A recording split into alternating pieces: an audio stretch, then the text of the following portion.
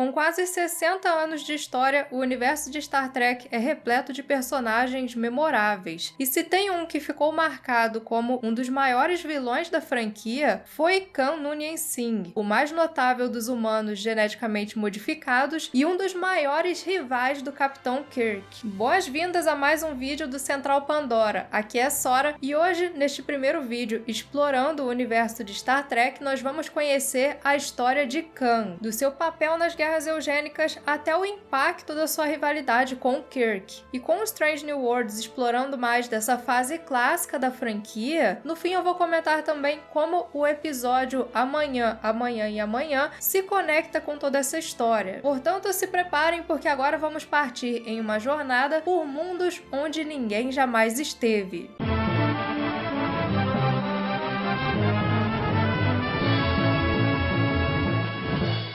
Para começar a entender a história de Khan, é preciso fazer uma viagem até o ano de 1967, quando estreava o episódio Semente do Espaço da série clássica. No ano 2267, a Enterprise encontra, vagando no espaço, uma nave de classe DY-100, um modelo terrestre que tinha parado de ser produzido ainda nos anos 90. Ao investigar quem eram os tripulantes dessa nave, identificada como Botany Bay, Kirk e sua equipe se deparam com equipamentos bem antigos e os tripulantes em animação suspensa, uma tecnologia usada nas viagens espaciais até 2018. Assim, logo ele percebe que estava diante de uma tripulação de pessoas do século XX, que ficaram vagando no espaço durante 2 séculos. Porém, não existia nenhum registro sobre a partida dessa nave e nem sobre quem eram aquelas pessoas. Durante a investigação da nave, o sistema de animação suspensa é ativado e aquele que seria o capitão da nave logo começa a ser despertado. Porém, esse sistema falha e o homem é levado até a enfermaria da Enterprise, onde ele demonstra uma velocidade de recuperação bem impressionante. Quando Leonard começa a fazer os exames naquele paciente misterioso, logo fica bem claro do que se tratava. Aquele era um humano aprimorado geneticamente. Quando desperta, o homem se apresenta a Kirk apenas como Khan, mas ao investigar o seu passado e analisar os seus impulsos junto de Spock, ele descobre que se tratava de muito mais que um terráqueo comum. Aquele era Khan Noonien Singh, aprimorado que deteve muito poder durante o período sombrio da história terrestre que ficou conhecido como as Guerras Eugênicas. Pouco se sabe sobre as origens de Khan, mas segundo a historiadora Marla McGivers, ele pode ser um Sikh da região norte da Índia. No passado, um grupo de cientistas iniciou um programa de engenharia genética que tinha como intuito aperfeiçoar a humanidade por meios artificiais, criando homens e mulheres mais fortes e inteligentes com base em traços de diferentes raças. E entre os mais notáveis desses aprimorados geneticamente estava Khan. Porém, toda a sua superioridade física e intelectual vieram acompanhadas também de ambições superiores. Em 1993, um grupo de jovens super-humanos tomou o poder em mais de 40 nações, e um desses jovens era Khan, que entre 1992 e 96 foi o líder soberano de mais de 1/4 da população terrestre. Considerado o melhor e o mais perigoso entre os tiranos, Khan governava de forma benevolente. E não, você não ouviu isso errado. Sob seu comando não havia massacres e nem mesmo guerras desnecessárias. Porém, aqueles que viviam sob o seu comando não tinham liberdade. Por fim, graças à sua natureza agressiva e arrogante, logo esses aprimorados começaram também a brigar entre si. E foi aproveitando esse momento que as outras nações decidiram então se juntar à guerra e tirar eles do poder, dando início ao que nós conhecemos como as Guerras Eugênicas. Com isso, os tiranos foram derrotados, os territórios recapturados, só que alguns deles simplesmente desapareceram. E não foi feito nenhum registro disso, porque as autoridades preferiram evitar um pânico pós-guerra. Saber que ainda tinha super-humanos vivos por aí é uma coisa que com certeza tiraria a paz de muitas pessoas. E um desses aprimorados desaparecidos foi justamente Khan, que conseguiu fugir da guerra com 84 dos seus seguidores. A bordo da Botany Bay, ele partiu em direção ao exílio no espaço, em uma viagem sem destino. destino, e assim eles permaneceram até 2267, quando foram encontrados pela Enterprise. Mas quando Khan estava a bordo da nave da frota, a sua sede por poder o levou a querer desafiar Kirk. Ele começa a estudar os manuais técnicos da nave e tenta tomar a Enterprise com os seus seguidores. Mas no fim, Khan é vencido pelo capitão, que dá a ele duas opções: ir para uma colônia penal ou ser exilado com os seus em 7 Alpha 5, um planeta habitável, porém inóspito. E Khan opta pelo exílio, escolha que ele justifica com uma citação a Milton, de que era melhor governar no inferno do que servir no céu. O que Kirk não imaginava é que ali ele estava plantando uma semente que germinaria em muitas tragédias.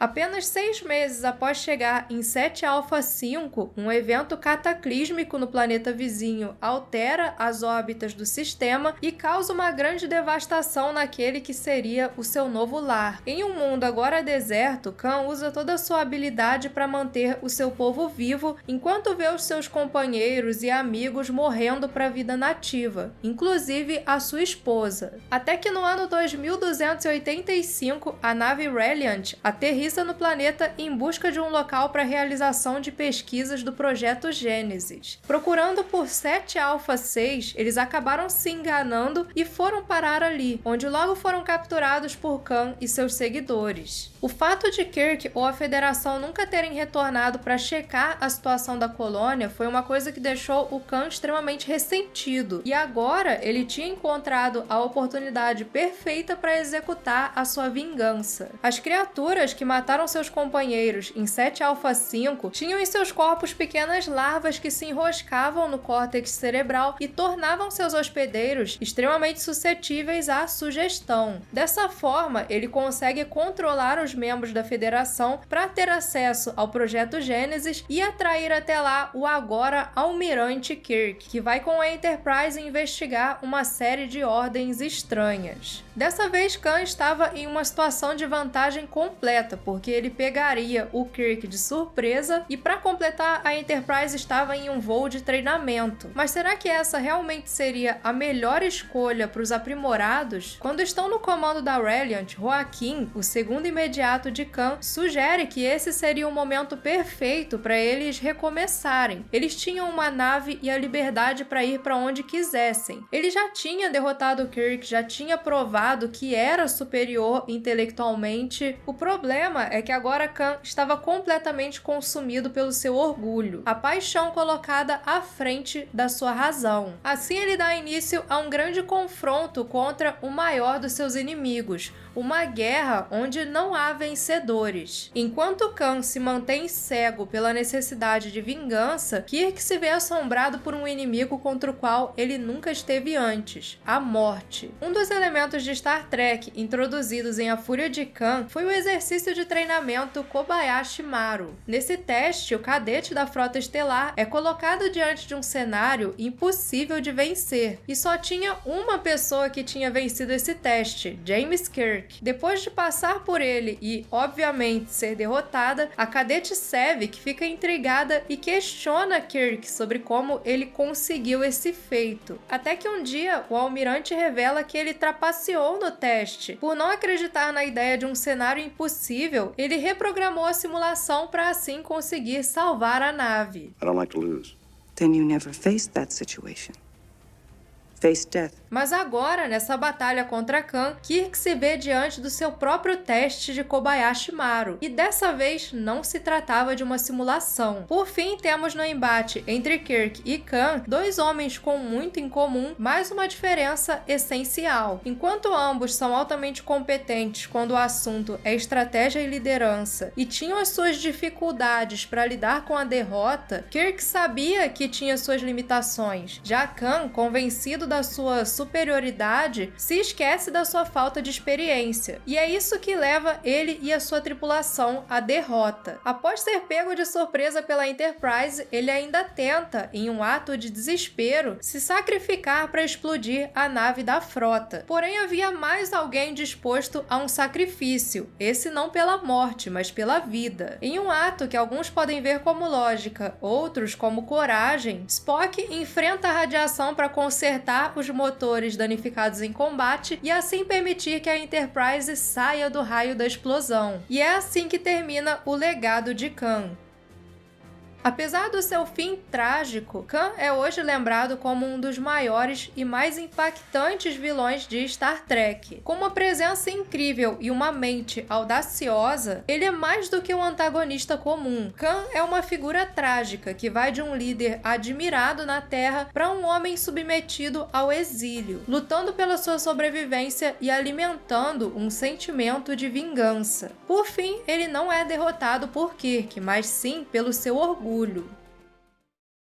Em 2022, a série Strange New Worlds veio com uma proposta muito interessante para quem gosta da fase clássica de Star Trek. Ela conta histórias que remetem diretamente à série original, mas com ares renovados, apresentando novidades ao mesmo tempo em que torna o plano de fundo de personagens já conhecidos muito mais rico. Uma das personagens que está na tripulação de Chris Pike é La'an Noonien Singh, que, como o nome indica, é uma descendente de Khan. Como é de se imaginar, depois das guerras eugênicas, os humanos aprimorados passaram a ser vistos com maus olhos pela Federação, e a ascendência de La'an é tida por alguns como um problema, inclusive por ela mesma. No terceiro episódio da segunda temporada, La'an e um James Kirk de uma linha do tempo alternativa, onde a frota é apenas terrestre, são enviados por um agente temporal até Toronto no ano de 2024, uma data anterior ao primeiro contato entre humanos e vulcanos, o grande evento que coloca a humanidade rumo ao governo mundial unificado e depois à Federação dos Planetas Unidos. Ao longo do episódio, a dupla descobre que o seu propósito ali era desfazer as mudanças que surgiram pelas ações de uma Romulana. Seu plano era explodir um reator que mataria Khan e destruiria a cidade, dando início a um futuro sombrio, onde a Terra se tornaria inabitável e a Federação não seria criada, assegurando assim o poder dos Romulanos naquela região do espaço. Mas por fim, La'an consegue impedir a Romulana de matar o seu antepassado e restaura a sua linha do tempo, onde a humanidade triunfou e integrou a Federação. Um momento importante na história da personagem, onde ela percebe que talvez a maldade pela qual o seu antepassado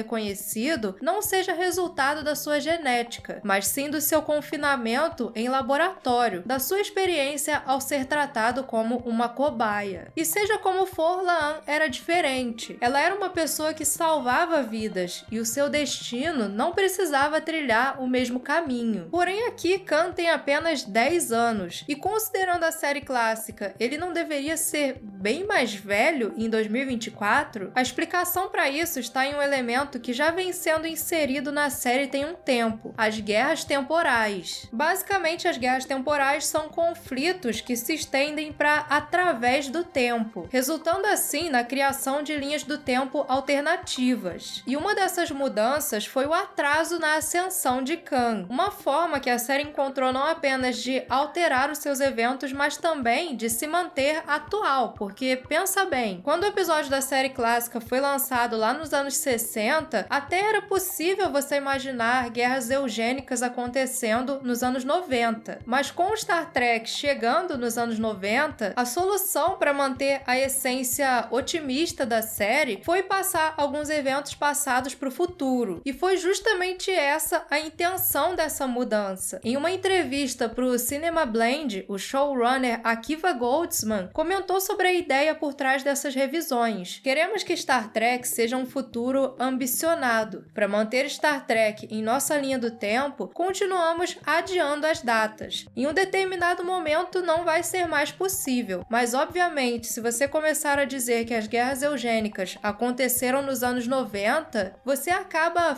por aspirações em termos de mundo real. Não é de hoje que eventos das temporadas passadas são recontados, mas se tem uma coisa que é interessante sobre a Strange New Worlds é o quanto ela tenta sempre se aproximar da fase clássica, diferente de outras temporadas mais modernas. Com a história de Khan passada para alguns anos no futuro, Strange New Worlds consegue manter a essência imaginativa com a qual Star Trek nasceu, sem apagar da história esse vilão tão icônico, que com a sua tirania formou as bases que a humanidade precisava para se reerguer e assim alcançar a utopia, o futuro otimista que conhecemos ao longo da série. E esse foi o nosso vídeo explorando a história de Khan em Star Trek. Para muito mais sci-fi e seus diferentes universos é só continuar com a gente aqui no Central Pandora e vejo vocês por outras dimensões.